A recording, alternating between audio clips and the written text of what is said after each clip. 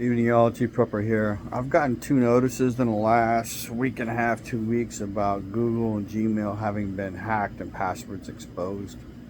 So I would highly recommend that you go in and change your Gmail account passwords and set up security features. Like for me to change mine, I had to acknowledge that it was me and then go through 1 or 2 more steps. And then if you have your shit saved on your computer, make sure that you change your banking institution passwords, and make sure you have two-party authentication activated. It will make it harder for them to steal from you. Just remember, not impossible. So I'll do a video sometime soon. The back porch is way closer than it was Wednesday last week. Mostly Juan, but I helped a little bit. Pulled off 9 sheets of clear plastic and put up 8 sheets of steel, and then came back the next morning and put the last sheet up because I had to go buy it. Prior to that, the back porch would get to 115 to 120 degrees inside of it, and running 2 air conditioners that are supposed to, one air conditioner is supposed to handle the area, but it won't. And then one air conditioner, I upsized it twice, and it's still, without changing out the plastic sheets, it didn't make a dent. So now, with there only being 3 sheets of clear plastic up there, excuse me, to still allow for some sunlight back there, with the ACs running, it drops it to 10 degrees below outside temperatures. So without the ACs on, it keeps it about the same temperature as the outside temperature by getting rid of all that clear plastic.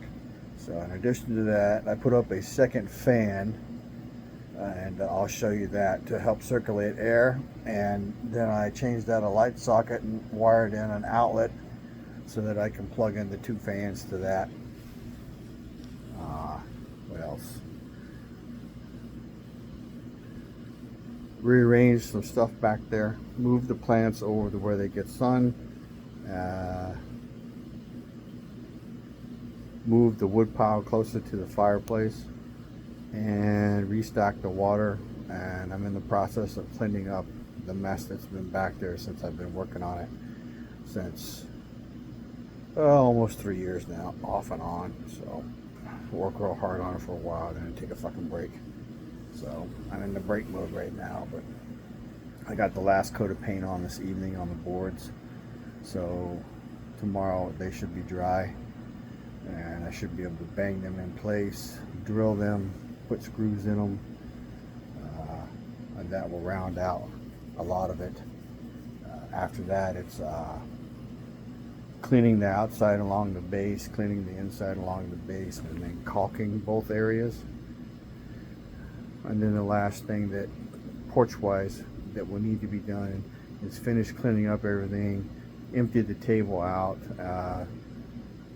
maybe restain the table, and then finally get around to epoxying it so that it'll be nice.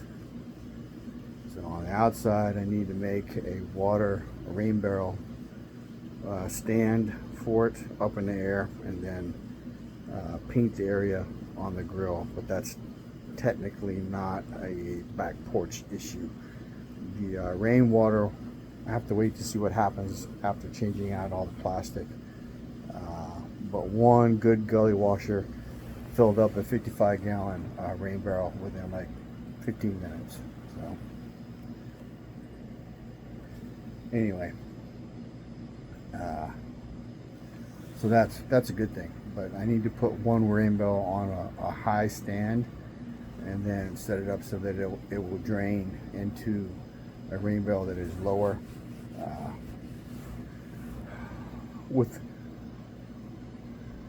the way water is around here, by doing that, it will give me 4 rain barrels in service, so that's a really good thing. So,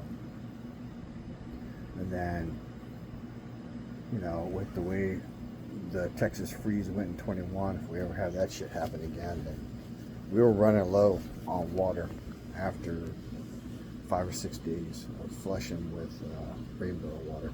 And I was with 2 barrels that were full at the time, and then I got to work on one to make sure it holds water, and then the one I'm going to move is one of the ones that I was using, so I really want to get that done.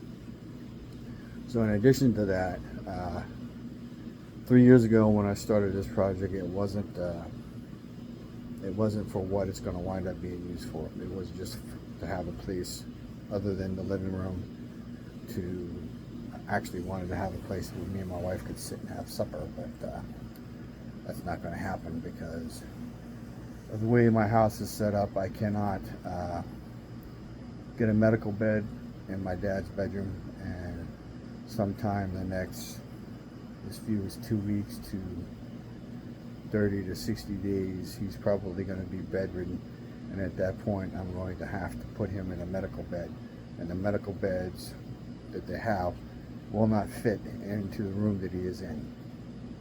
So the back porch is going to become his space. So once I get the back porch actually done, I have to remove something I built in and installed so that I can pull the sliding glass doors that are still there out and actually make a door to go in and out of. But it's more for the mattress that me and my wife sleep on needs to be replaced, and again, because of the way the house is made, our ability to get a mattress in and out of the bedroom is near impossible. So by opening that up, and I'm 98% certain that that's the way they brought the mattress that's in there in. So lots of projects. Continue prepping, continue keeping your ear to the ground. One of the things that will make you successful as a prepper is learning what you need to listen to. I would say by far and large, every natural disaster, you're going to get information either from the news or from after action type reviews from people who went through it, what they did, what went well, what didn't go well. I recently watched 2 things from Hurricane Helene up in eastern Tennessee and western South Carolina and North Carolina. So I would highly recommend watching those.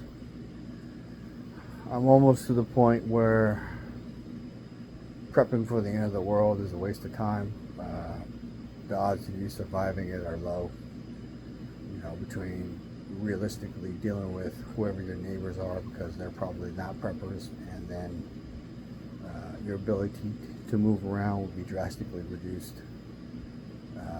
Not to mention, if you're in a radioactive fallout zone, you're fucked. And then if you're not and you're walking somewhere and you don't have a Geiger counter, then you're fucked. By the time you realize you're radiated, you're already dead. Just going to be a slow death.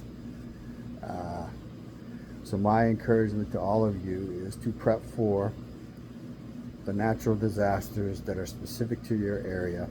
Like here in Texas, it's hurricanes, thunderstorms, tornadoes, flooding, and apparently we have earthquakes as well. So that's kind of a lot. But they all require pretty much the same thing: backup power, drinking water, shelter, food, security. All right. So, you know, it's a reoccurring theme, and I will tell you that you need water above everything else. Then I would say backup power to protect your food if you have deep freezers. Then I would say food, kind of the same, shelter and security.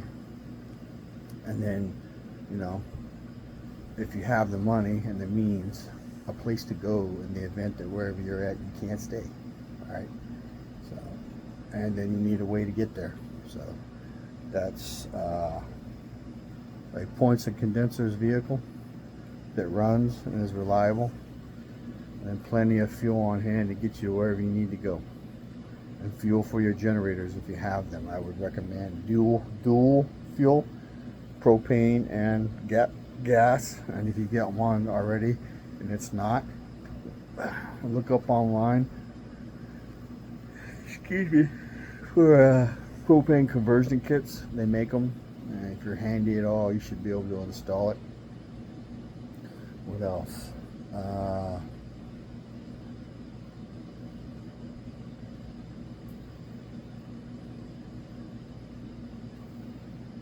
Just prep people. You know, I was trying to go to Abilene. That's kind of off the table. Palantir is building a huge data center there, and that area of Texas is already arid, so it's already hot and dry. Texas has always had water problems, but with all these data centers going in, water is going to be a huge fucking problem, bigger than it already is. So, you know, Abilene's probably off the list for me. So, I don't know if I'm going to go anywhere. I might be stuck right where I'm at for the rest of my life. So, anyway, I've talked long enough. It's almost 11 and a half minutes. Information is knowledge and power. Live a little, prep a lot, share love. Chief Prepper, out.